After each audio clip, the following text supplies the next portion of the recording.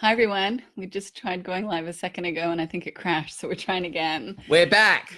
We're back from our vacation. We're excited to be getting back into the swing of things. Really excited about the upcoming Soul Centered series starting October 12th, I believe it is.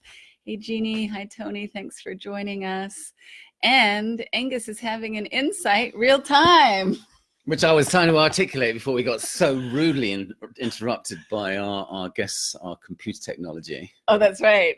Okay, go. Where it was, take it from the top.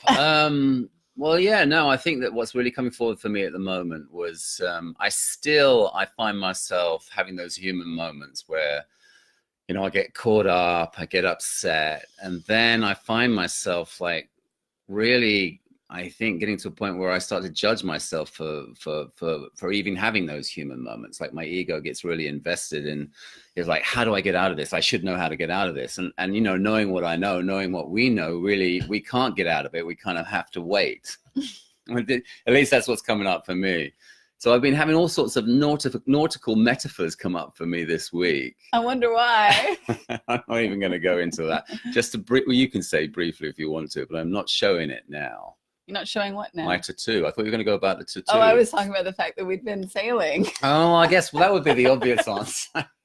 You had to mention your tattoo. I didn't even bring it up. Well, the tattoo is of a compass, and instead of having my magnetic north, the end signal, I have a heart, which is representative of the intelligence behind life looking in that direction. So that's another added reason, I guess. Obviously the sailing around those islands would perhaps be a big reason why I'm having all these nautical metaphors come up, but that's been a feature for me. But anyway, I was actually I was working with a client yesterday, and I suddenly remembered that, when I was a kid, when I was a teenager, I would go sailing, and we would sail this yacht around the North Sea, which I don't recommend to anyone because it's freezing cold and really rough, and really quite rough, and always very foggy. And I have this sort of vivid memory of being on watch at the helm being the steering wheel. Okay, thank you for clarifying. I didn't know that. In the middle of the night, doing a 2-hour watch in the freezing cold and fog. And really the only thing that you could, By yourself? I think there would be two of us. Okay. 2 kids? Yeah, we were probably like 12 or 13. Wow. Put hairs on your chest. Anyway, or pubescent hairs on your chest anyway. But so I would find myself, all I had to focus on was the compass, and it would be a compass would be like sort of this, was about this size, and it's sort of like floating in this sort of little ball of water, almost like a sphere. And then every now and again there would be a swell, there would be a big wave, and the boat would be pushed off course, and then you would adjust the helm, the steering wheel. And it's kind of counterintuitive. You would have to steer it in the opposite direction. And it would feel kind of counterintuitive. And sometimes there were points where I'm like, what the hell am I doing here? And I go way off course. But the interesting thing is not, you can have what appear to be these quite extreme movements of the wheel, and the compass doesn't shift at all. You literally have to be patient and know and trust that the boat will come back on course. And when it comes back on course, the bow straightens and the compass point floats back into where it should be.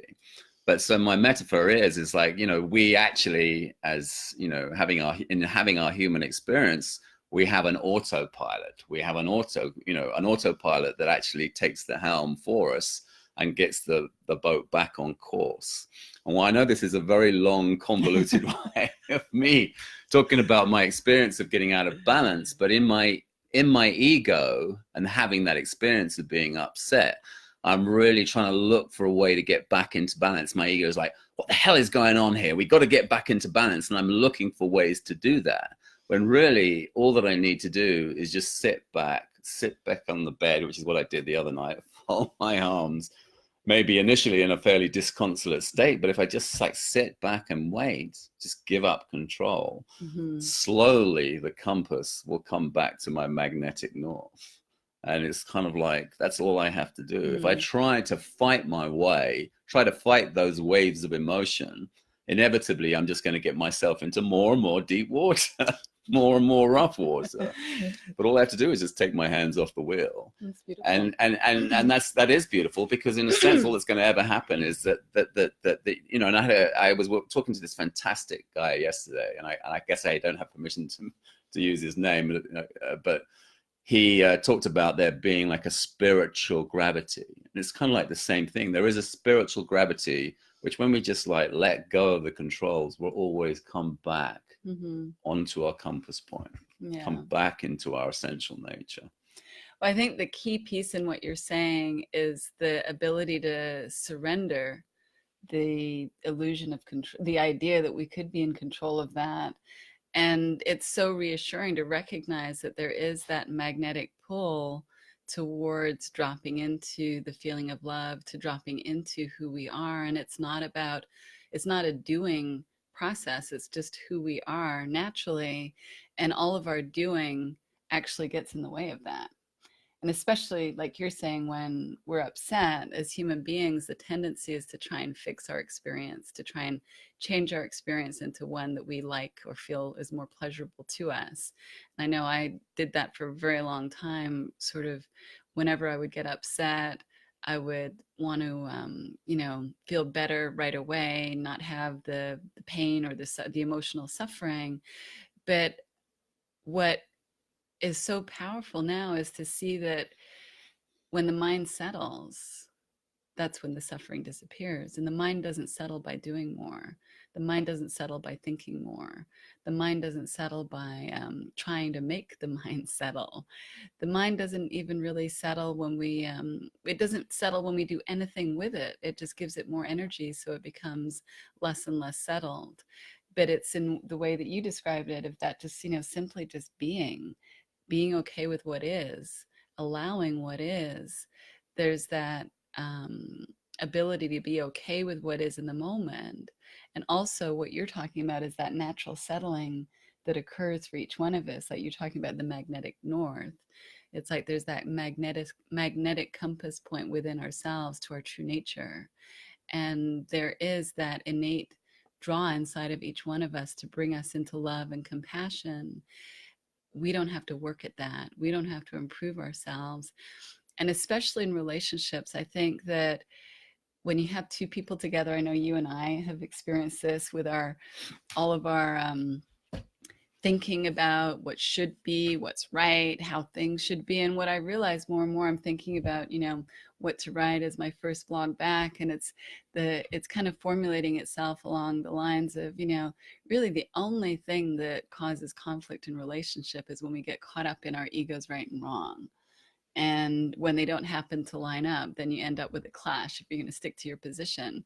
But without a position, without a commitment to something being wrong, there can't be conflict.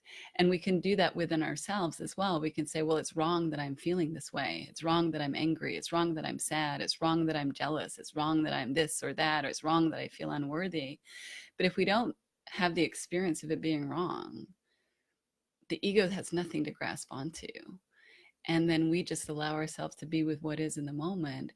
And whatever is going on in the emotional experience in the moment, behind that is what's unchanging, what's our true nature.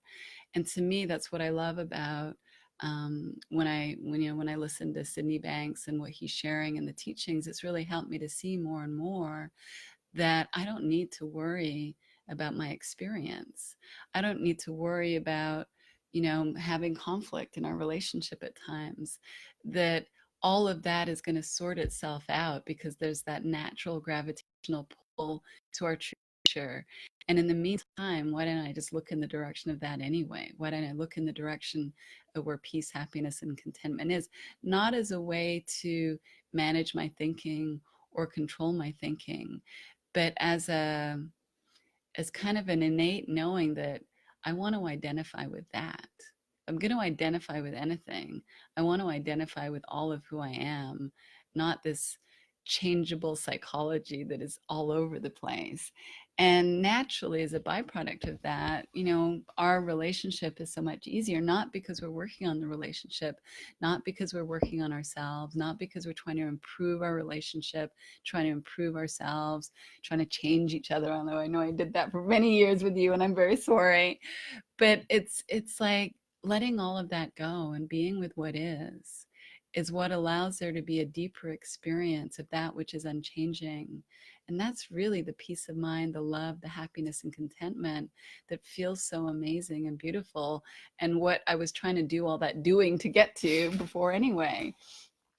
Yeah, I mean, it's the doing, it's the seduction of the doing. The ego's like obsessed with the doing, and really it's just taking all that off the table, I think. And again, for me, thinking about that moment the other night when I was sitting on the bed trying to sort of, you know, figure out what I can do to get back into my balance, it's kind of like, it's the idea that actually it now allows me to see how there is a natural disidentification with the illusion that the ego is creating. So when I get upset, it's almost like I'm running around with a bucket of fuel, trying to throw it on inflammable material, maybe innocently, but that's all that's happening when I'm upset. I'm just running around trying to, like, you know, I'm not putting out fires, I'm actually creating fires.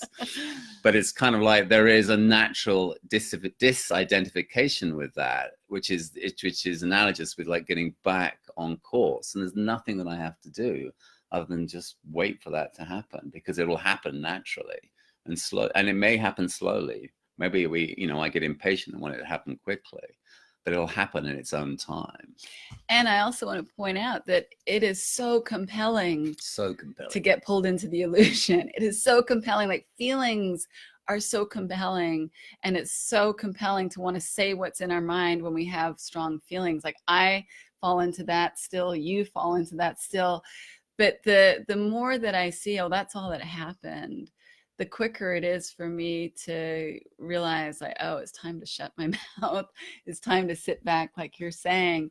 And that's really self-care. Yeah. That's really not for anyone else other than myself, because every time I'm shooting off of the mouth or sharing my judgment or running with my upset or, you know, sharing my reactivity, I'm suffering. It is not limiting my suffering. It does not, there may be some temporary pressure release that happens momentarily, but it is absolutely not a diminishment of my suffering. It is sort of a wallowing in the suffering when that happens. And it's not to say that I don't do that. When I do it, I'm not realizing I'm doing it. I don't have any perspective in that moment. But the learning curve that I'm seeing is recognizing, oh, that's what that is. And for my own peace of mind, I do better when I recognize that more and more and realize there's nothing to say, there's nothing to do, and that I'm looking for is only the peace that's temporarily not my experience in that moment, and that it will always become present again. Even if it's just a glimpse of it, it's always going to become present again at some point when I let go of the controls. What is it? When I let go of the helm? Let go of the helm, please. That's a new word. I didn't know that word. Oh. Well, thank you, everybody who joined us. Lots of people here. So pleasant. I'm just seeing if there's any questions. I don't see any questions, but saying hi to all of you, sending you all of our love. Anything else you want to say? No, I've got to go to work. Yes, you got to go to work. Well, hope you enjoyed it. If you do have any questions or comments, please leave them. We'll be happy to answer them later on. And sending you love. Bye. Bye.